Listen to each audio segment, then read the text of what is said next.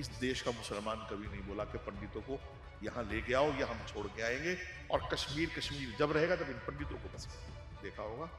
वंदे मातरम चूंकि राष्ट्र का मसला है, और ये बदकिस्मती है कि इस मुल्क में इतनी आजादी है कि आप प्रधानमंत्री को, राष्ट्रपति को, सबको गालियां दे दो, कानून के खिलाफ बोलो, देश के खिलाफ बोलो, बम बन के फट जाओ, और मजहबी आजादी है साहब। हमको ये बजाएंगे, ताशे बजाएंगे, और बिरयानी की देग चढ़ाएंगे, हलीम की देगे चढ़ाएंगे, और साहब ताजिया बना दिया इतना ऊंचा, और साहब घोड़ों पे सवार होंगे। ये तो मैंने किसी मातम में नहीं देखा आज तक है।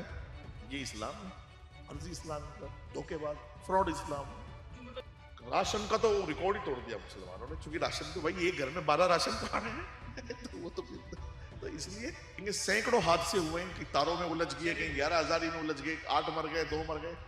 जिस ताजिए का इस्लाम से कोई ताल्लुक ही ना हो, इस्लाम से कोई रिश्ता ही ना हो, आपने जबरदस्ती उसको इस्लाम में घुसेड़ दिया है। बुराई कर रहे हैं कांग्रेस की। कई लोग बोलते हैं कि कांग्रेस ही ऐसी पार्टी है जो मुसलमानों को अधिकार दिलाया, उनको जीने लायक बनाया, क्योंकि कांग्रेस आज़ादी के समय थी, हिंदुस्तान में रह रहे हैं तो कांग्रेस की वजह से रह रहे हैं। और आप कह रहे हैं कि कांग्रेस की वजह से वो दरी बिछा रहे हैं और ऐसे रह रहे हैं। बीजेपी पर आरोप लगता है कि मुसलमानों के लिए तो सबसे बड़ी गंदी पार्टी है, वो दुश्मन पार्टी है, उसको तो कभी वोट भी नहीं दें वो लोग। मैं अलग विचार का आदमी हूँ। मैं तो राजनीति में हिंदू मुस्लिम की बात ही नहीं कर रहा हूँ। हमें 140 हाँ, तो करोड़ हो रहा है ना हो राजनीति। रहा, वो गलत है। 140 करोड़ भारतीयों की बात हम क्यों नहीं कर रहे हैं? जब मोदी जी प्राइम मिनिस्टर बने, उनका एक स्टेटमेंट बहुत, उस पर मैंने बहुत बार बात की है, बहुत पॉडकास्टों में भी की है, कि मैं, उन्होंने कभी खैर हिंदू मुसलमान पर तो बहुत नहीं बोला। आप अगर इतिहास उठाएंगे तो मोदी जी अकेले एक ऐसे प्राइम मिनिस्टर हैं जो कभी माइनॉरिटी, मेजोरिटी, दलित और मुस्लिम और हिंदू और ब्राह्मण और ठाकुर इस पर वो बात नहीं करते। हमेशा आप उनके मुंह से भारत और भारतीयों की बात सुनेंगे। देश की जनता, देश की जनता, मेरा 140 करोड़ का परिवार। लेकिन फिर भी चूंकि उन्होंने देखा कि माइनॉरिटी थोड़ा कमजोर है या इनसिक्योर फील कर रही है, तो उन्होंने कहा मैं माइनॉरिटी जो मुसलमान है, मैं उनके हाथ में कुरान और एक हाथ में लैपटॉप देखना चाहता हूँ। अच्छा, जब जितना अब ये भारत क्या विकसित हुआ, इतना हुआ जितना आप कह रहे हैं कि मुसलमानों सुन के लिए वो लीजिए, कुरान और लैपटॉप। सुन लीजिए थोड़ा, मुझे एक बात बताइए, इस बात को हम एक तरफ रख देते हैं। भारत विकसित हुआ है, भारत शिक्षित हुआ है, चौथे नंबर पे पहुंच गया। भारत को आज अच्छी हवा, अच्छा पानी, अच्छी बिजली, अच्छी सड़कें मिली हैं। तो इसी देश में तो वो 20 करोड़ मुसलमान भी है कि नहीं? उनका विकास हुआ कि नहीं है? उसको भी मिला होगा, फिर सबको मिला। मैं ना एक एक योजना आपको गिना सकता हूँ, और फिर आप आरटीआई लगा लीजिए। मजे की बात ये, फिर उस आईटीआर पर हम दोनों, और आरटीआई पर हम दोनों बात करेंगे बैठ करके। हाँ। आरटीआई आप लगाइए, आयुष्मान कार्ड की आरटीआई लगा लीजिएगा, आप जनधन योजना की लगा लीजिएगा, सिलेंडर योजना की लगा लीजिएगा, कन्या योजना की लगा लीजिएगा, मकानों की लगा लीजिएगा। राशन का तो रिकॉर्ड ही तोड़ दिया मुसलमानों ने, क्योंकि राशन तो भाई एक घर में 12 राशन कार्ड है तो वो तो फिर तो इसलिए मैं कह रहा हूं, फिर भी हम इस पर बात नहीं लेकिन करते। फिर भी आरोप बीजेपी पर मढ़ा जाता है कि ताजिए की हाइट नापना हो, दाढ़ी टोपी की बात करना हो, तो फिर समाजवादी और कांग्रेस पार्टी हावी हो जाती है कि बीजेपी ही मुसलमानों की दुश्मन है, ये उसके लिए काम ही नहीं कर रहे हैं। भाई देखो, ताजियों की हाइट क्यों नापी गई, उसके पीछे रीजन क्या है? पिछला रिकॉर्ड आप उठा करके देखेंगे, सैकड़ों हादसे हुए हैं कि तारों में हाँ, उलझ गए, आगजनी कहीं हुई। 11,000 में उलझ गए, 8 मर गए, 2 मर गए। जिस ताजिए का इस्लाम से कोई ताल्लुक ही ना हो, इस्लाम से कोई रिश्ता ही ना हो, आपने जबरदस्ती उसको इस्लाम में घुसेड़ दिया है। कहाँ है ताजिया इस्लाम में? नहीं है। कहीं नहीं है। अच्छा, एक बात बताइए, अगर आपके घर में कोई आर्मी में है और वो बॉर्डर पे शहीद हो जाए, तो आप मातम करेंगे कि अपने आप को गौरवान्वित महसूस नहीं, करेंगे? शोक में जाएंगे, मातम करेंगे। मातम करेंगे। वो मातम कितने दिन तक करेंगे आप, और कैसे करेंगे, उसका तरीका क्या होगा?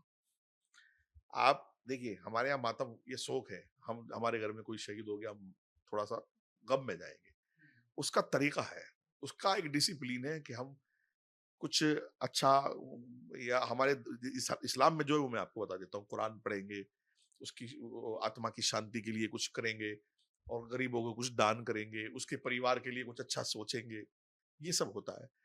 या ये होता है कि साहब ढोल बजाएंगे, ताशे बजाएंगे, और बिरयानी की देग चढ़ाएंगे, हलीम की देगे चढ़ाएंगे, और साहब ताजिया बना दिया इतना ऊंचा, और साहब घोड़ों पे सवार होंगे। ये तो मैंने किसी मातम में नहीं देखा आज तक नहीं होता ही है। नहीं है। ये इस्लाम है, फर्जी इस्लाम इनका, धोखेबाज फ्रॉड इस्लाम। जो मतलब जो ताजा निकाल रहे हो फ्रॉड इस्लाम। फ्रॉड इस्लाम। अब जो वंदे मातरम पर इतनी बड़ी डिबेट मार रहे हैं अच्छा, लोग, मुसलमान लोग वंदे मातरम आप गा सकते हो? वंदे मातरम भाई मैं तो कह रहा हूँ क्यों नहीं गा सकते? एक बात, आप सलामी दे सकते हो? जैसे जन गण मन मैं अधिनायक की जय जब हो मैं रहा हो तो सलामी ऐसा? देखिए, आप वंदे मातरम अब आया है, हाँ, मेरा 13-14 साल पहले अखबार का लेख है, मैं आपको दे सकता हूँ। आपने उस पे लिखा था। भारत माता की जय पर एक बहस हुई थी 10-12 2012-13 में। बिल्कुल, अभी भी नहीं बोलते वो लोग। हाँ, पार्लियामेंट में मेरा वो बोला था एक लेख मुस्लिम सांसद ने कि मैं हमारे लिए हराम है, हम नहीं बोलेंगे इसको। मेरा वो लेख अखबार में आज भी मौजूद है, चूंकि इलेक्ट्रॉनिक मीडिया उस वक्त प्रिंट प्रिंट मीडिया थी। ज्यादा चलता था। मैं थोड़ा सा 1 मिनट का मैसेज देता हूँ। ये वो लोग हैं, आपने हजारों मजारों पे देखा होगा इनको झुकते हुए सजदा करते हुए। इस्लाम में कोई गुंजाइश नहीं है, हराम है सजदा करना। सजदा करना, झुकना। आपने हजारों पीरों को देखा होगा, औरतें पैर चूम रही हैं, बिल्कुल, सजदे कर गला रहे हैं, चादर। उस पर कोई मुल्ला मौलवी आपने बात करते हुए नहीं देखा होगा।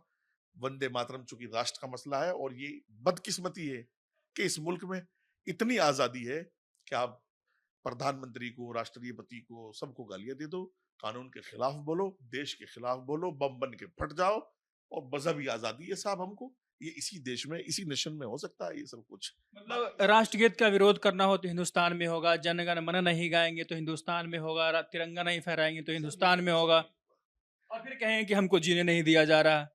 आज मैं कल एक वीडियो देख रहा था, मेरी आंखों में आंसू आ गए। कश्मीर पंडितों के जो परिवार, वो इस सरकार में इतनी हिम्मत कर पाएंगे? कुछ लोग वहां जाके बस गए हैं, और कुछ आज भी घरों को देखकर भावुक हो जाते हैं, वहां जाकर के रो देते हैं। बताइए, घर कौन छोड़ता है? इसी हिंदुस्तान में हुआ, इसी कांग्रेस की सरकार में हुआ। और पंडित मैं समझता हूं, जिनको ईश्वर ने, भगवान ने, अल्लाह ने, जिसको भी आप मानते हैं, पंडित को एक ऐसी कौम बनाया कि वो उस पूजा की, इबादत की कनेक्टिविटी से जुड़े हुए हैं, ईश्वर की है, जुड़े हुए हैं। उसके बावजूद क्या हुआ उनके साथ? इसी देश में हुआ, इसी तिरंगा वाले देश में हुआ। वहां की सरकार भी और यहाँ की सरकार भी सब मजे कर रहे थे। आज वो इतनी हिम्मत कर पाते हैं कि वहां जाकर वो अपने घरों को देख लेते हैं और भावुक हो जाते हैं। आज कुछ परिवार वहां जाके बसने की हिम्मत कर रहे हैं। इस देश का मुसलमान कभी नहीं बोला कि पंडितों को यहाँ लेके आओ या हम छोड़ के आएंगे, और कश्मीर कश्मीर जब रहेगा तब इन पंडितों को बसाएगा। आज बड़े अधिकार से ये ईरान में चंदा भेजने की बात करेंगे, फिलिस्तीन भेजेंगे, और देश में पहलगाम हो जाएगा। यही कांग्रेस के नेता राहुल गांधी ने सर्जिकल स्ट्राइक पर सवाल किए थे, और दूसरे नेताओं ने किए थे। तो मुझे तो भाई देखो, राष्ट्रवाद में फर्क लगता है। मोदी जी का राष्ट्रवाद ज्यादा मजबूत है।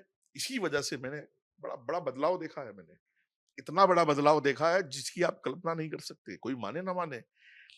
मैं मस्जिद मदरसों से जुड़ा हुआ व्यक्ति हूँ, और 40 साल की मेरी उम्र हो गई अच्छा, है। अजीब लग रहा है, आप मस्जिद मदरसे से जुड़े हुए हैं, फिर भी आप वंदे मातरम गा रहे हो, जनगण मन गा रहे हो, सब कर रहे हो, फिर भी आपको 40 साल की उम्र हो गई। 2014 से पहले कोई एक आध मदरसा मुश्किल से होगा, वो भी सरकारी बोर्ड से एफिलेटेड वगैरह हो, जो तिरंगा फहराएं। या तिरंगा फहराएं तो उस दिन प्रोग्राम हो, या प्रोग्राम हो तो उस दिन छुट्टी हो। राष्ट्र का नेतृत्व मजबूत करने, मजबूत जो शख्स है वो मजबूत है, वो एक अजीम हस्ती है। इसलिए पूरे मुल्क के मुसलमानों में होड़ लगी हुई थी, आपने देखा होगा, तिरंगा फहराने की, और जो है वो देशभक्ति के गीत गाने की और सुनने की। तो इसलिए मैं कह रहा हूं, जब हमारा राष्ट्र मजबूत होगा, तो ये हिंदू मुस्लिम छोड़ दो भाई, भारतीय बनो। जब राष्ट्र मजबूत होगा, राष्ट्र शिक्षित होगा, विकसित होगा, तो ही तुम भी होगे। और राष्ट्र को मजबूत करने के लिए मोदी जैसा नेता चाहिए हमें। कांग्रेसी नेता नहीं चाहिए जिन्होंने 370 भी लगा दी, कश्मीर के टुकड़े भी करा दिए, और जनाब सच पूछो तो भारत के टुकड़े करा दिए। कौन था जिम्मेदार? जनसंघ तो जिम्मेदार नहीं है, है? एक दो मतलब दो मर्द, दो तीन आदमी अपनी अय्याशी कर रहे हैं, शराबे पी रहे हैं, खंजीर खा रहे हैं, और साहब जो है मौज कर रहे हैं। और यार, इतनी गंदी कौम तो आपने देखी नहीं होगी। पाकिस्तानियों, इस बात पर भी गौर करना कि तुम्हारा कायद, जिसको तुम कायद कहते हो, मोहम्मद अली जिन्ना, वो एक सूअर खाने वाला और एक शराब पीने वाला इंसान है, जो एक अय्याश मक्कार आदमी है। जो जिसका कायद सूअर खाने वाला और शराब पीने वाला हो, वो कौम कहाँ खड़ी होगी, वो तुम खुद सोच। नहीं, मुफ्ती साहब इसी देश के लोग हैं। पार्लियामेंट में बोला गया था कि हम वंदे मातरम नहीं गा सकते। मैं वहीं आ रहा हूँ फिर से। कौन वो लोग हैं? मुसलमान ही हैं वो लोग, एमपी हैं, समाजवादी पार्टी से आते हैं या कांग्रेस के जो भी लोग हों, वो कहते हैं कि हम नहीं गाएंगे, ये मेरे लिए हराम है, हम तिरंगे के सामने सजदा जो सलामी दी जाती है वो भी नहीं करेंगे। क्यों करते हैं ऐसा वो? क्यों करते हैं? मतलब इस्लाम में ऐसा कुछ लिखा हुआ है कि आप नहीं कर सकते ऐसा? मैं थोड़ा एक्सप्लेन कर देता हूँ इसको ताकि व्यूअर्स समझ लें, मैसेज भी जाना चाहिए। जो अभी विवादित बताया गया है, कुछ लोग जो सोशल मीडिया में भ्रम फैला रहे हैं, वो कह रहे हैं कि साहब हम किसी देवी देवता की पूजा नहीं करते और हम जो है वो उसको इस्लाम में नहीं है, और इसके एक छंद में जो है वो और भारत माता की हाँ, जय भी नहीं हाँ, बोलते। हाँ। तो उनका कहना ये है कि जो है राष्ट्रीय गीत हम इसलिए नहीं गाएंगे। देखो, हमारी जो शरीयत है इस्लाम, उसका आदेश ये है कि दुनिया में जितने धर्म हैं और उनके महापुरुष हैं, उनका सम्मान किया जाए। वंदे मातरम कभी भी इबादत नहीं हो सकती। क्यों नहीं हो सकती?